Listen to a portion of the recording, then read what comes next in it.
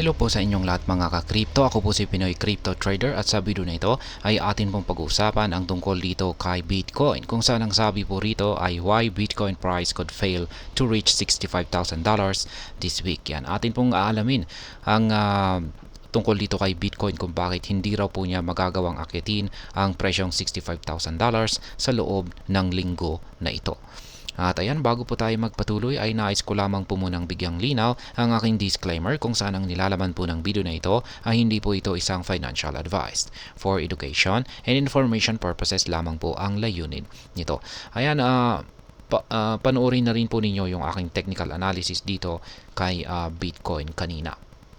At ayan, sa ating pagpapatuloy ay ang sabi po rito ay Bitcoin price has retraced below $59,000 on August 21 following another unsuccessful attempt to advance towards $65,000. The latest data from the order books of 20 crypto exchanges shows that BTC is facing intense selling pressure. Kaya ayan, si Bitcoin ay muling tumalbog po sa ilalim or bumagsak po sa ilalim ng presyong $59,000 nitong nakalipas po na August 21. Kaya isa na naman po itong bigo para sa isang bigo para akyatin ni Bitcoin ang presyong $65,000.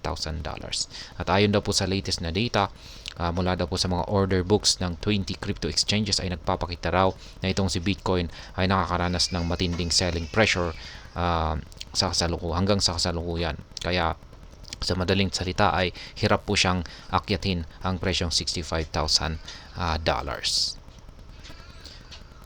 At ayan, BTC or Bitcoin suffers another 4% correction. Ayan, nakakaranas daw ng 4% na correction. Ang presyo ni Bitcoin ay mabilis na nakarecover noong unang bahagi ng buwang ito. Tumaas po ito ng 35% mula August 5 hanggang August 16. Gayunpaman, ang mga kamakailang trend ay nagpapahiwatig na ang market ay pumasok na po ito sa isang consolidation phase sa nakaraang linggo na may mga presyo na nananatili sa loob ng makitid or narrow na 5% na range sa pagitan po ng presyong $58,000 at $62,000. Yan, tulad ng ipinakita sa TradingView, yan chart ng TradingView ay sinubukan po ni Bitcoin na mabawi ang price level na $62,000 nitong nakalipas na August 20. Ngunit ang rally ay napigilan po or ayan, hindi po siya po ay tumalbog. Ayan, or nauntog malapit po sa presyong $61,395. At ayan, noong August 21 ay si Bitcoin ay nagtitrade sa ibaba ng presyong 59,500 na nagpapakita po ng 4% ng correction mula sa 24 hours na high po nito. Or ayan, ito po yung kanyang chart. Bitcoin USDT pair po ito, daily chart time frame at mula po ito sa datos ng crypto. Ayan, crypto.com. Ayan. Iminungkahi ng rate cut ng US Federal Reserve sa September ay nag-aalok po ng pangmatagalang positibong sentiment, yan, or long-term positive sentiment. Gayunpaman ang makabuluhang pagbebenta ng US government at mga FTX creditors na naglipat ng malaking halaga ng Bitcoin sa mga exchanges ay nagdulot ng pagtaas ng volatility. Ang activity na ito ay humantong sa presyo ni Bitcoin na mapigilan at manatili sa isang matagal na consolidation malapit po sa presyong $60,000.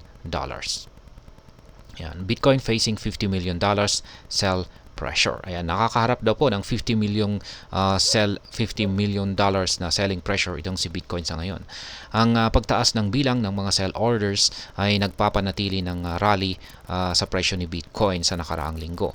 Nang walang fresh bullish catalyst, yan ay ang umiiral na bearish sentiment ay maaring magpawalang bisa sa anumang pagtaas ng momentum sa mga darating na araw.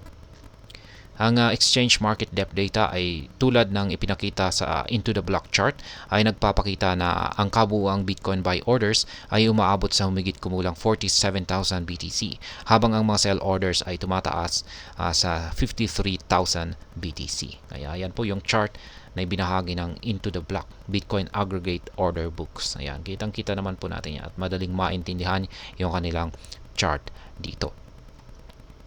Ngayon ay ito ay kumakatawan sa isang makabuluhang kawalan ng timbang. Yan, significant imbalance na may mga sell orders na mas mataas kaysa sa buy orders na humigit kumulang 60,000 BTC.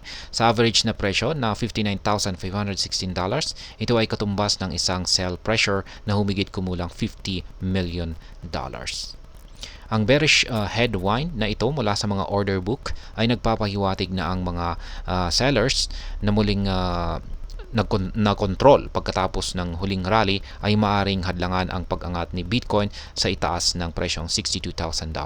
Ang patuloy na kakulangan sa demand kasama ang labis na supply ay malamang na magtulak kay Bitcoin sa isang yugto ng isang correction phase ng presyo habang nagpapatuloy ang linggo. BTC price forecast. Major roadblock looming at $62,000. Ayan, mukhang may nabubuong matinding harang po sa presyong $62,000. Ayan, technically, yan ang pangunahing hadlang para kay Bitcoin ay nasa price level na $62,000 na isa pong nagsisilbing resistance. Ang chart ay nagpapakita na si Bitcoin ay nagtitrade sa ibaba ng middle Keltner channel band na nagsisilbing dynamic resistance. Ang price action ay nahihirapan ding mapanatili ang suporta sa malapit po sa presyong $59,302 tulad ng ipinakita ng RSI divergence indicator na nagpapakita ng bearish divergence. Kaya ayan po yung chart. Kitang-kita po natin yan. At yung sa ibaba, ayan po yung RSI divergence indicator. Ayan.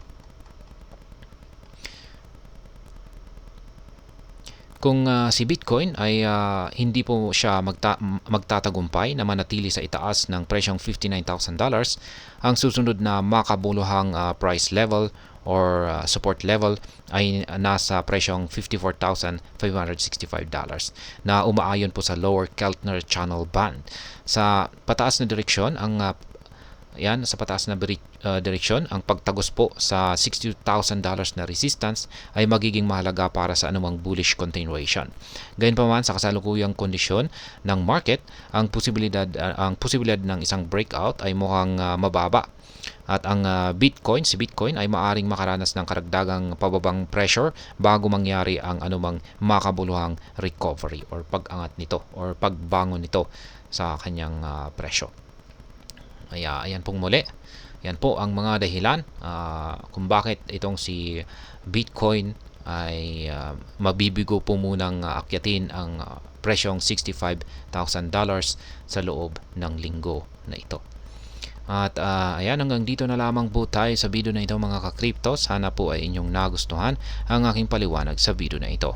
Kung inyo po itong nagustuhan ay pakiclick lamang po ang like button nito. Para naman po sa mga bago lamang dito, kayo po ay aking inaanyayahan para mag-subscribe.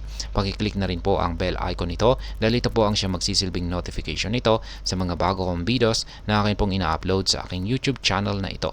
Marami pong salamat sa panonood. Ingat po tayo lagi at God bless po sa ating lahat.